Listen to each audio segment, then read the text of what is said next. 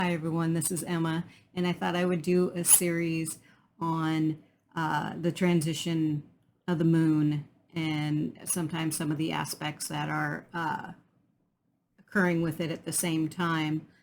Been trying to record this for a while, and its camera and everything's been giving me grief, so I'm thinking there's a lot of energy in the air. Anyway, some things that I'll reference is this book here. It is a great book that kind of helps give you planetary combinations through architectural types. I am a Hellenistic traditional astrologer, and I use the whole sign house system, so heads up on that. I'm also going to be doing a card draw. And this deck was gifted to me in a contest a couple of weeks back from Nicole Marie Inc. INC. She's on TikTok and Instagram, and I will do my best to make sure that I put all of this information in the description. And also,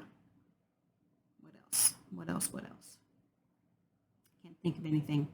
So when like I say, I tried to do this earlier, and then I was watching Nicole's live, so that kind of put things off a little bit, but that's okay. But like I say, my technology, the mic, the camera have been just really wonky. So I did this for about 7 o'clock tonight when I, looked everything up.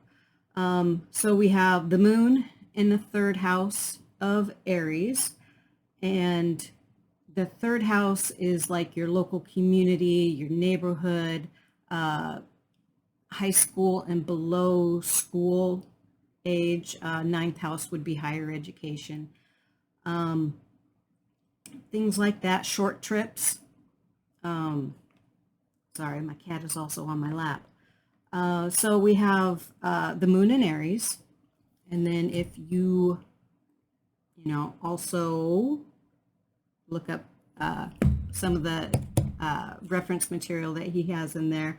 I really liked how he has, for the positive, and is an engaging and stimulating emotional life, ardent impulses to bond and connect.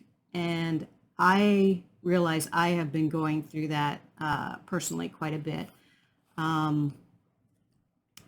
Like I say, I had mentioned in a previous video that Guru Jagat's death really affected me, and I'm not 100% sure why, other than minor family connection, knowing someone anyway. But I think it might have been a loss of a great teacher, a great energy, someone positive that, was trying to empower people. And I'm hopefully going to help somehow be involved in sharing a legacy of, sharing that type of energy. There's also the flip side of having Mars and the moon. So a little bit of a downside is activation of past emotional patterns, lack of censoring between one's feelings and their expression. So Mars, planet of, cutting, severing, but also a planet of creating and powerful energy and stuff, to where you have the moon, which is kind of like the plot line. It's the story of the environment of how things are going to be unfolding. So just something to be aware of. I natally, it just passed my natal moon placement. Mine is in the 7th house of relationships. And it also just passed Chiron, the wounded warrior asteroid, most commonly known. Also natally in my 7th house. So I'm feeling a lot of creative energy and ideas. They're just coming all the time. And so I'm looking for a sense of community and things like that, because I have a lot of fire and air in my signs, which are, a lot of cardinal and mutable, which is good for starting things and for being able to adapt to them.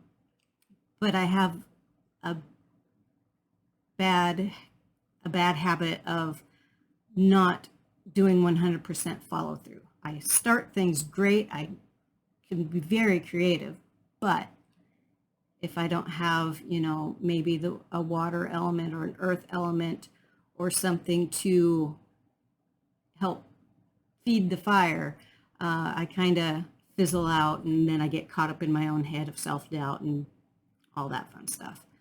But anyway, the card that I have is there. Have faith in your dreams. So it's like, if you can continue to see the possibilities that you're striving for, then you can achieve them. You have to find ways to adapt, to continue on with your process.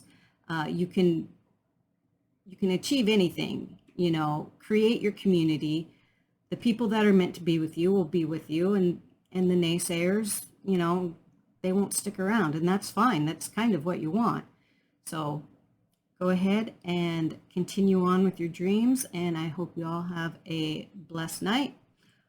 White light and blessings. Sat Nam.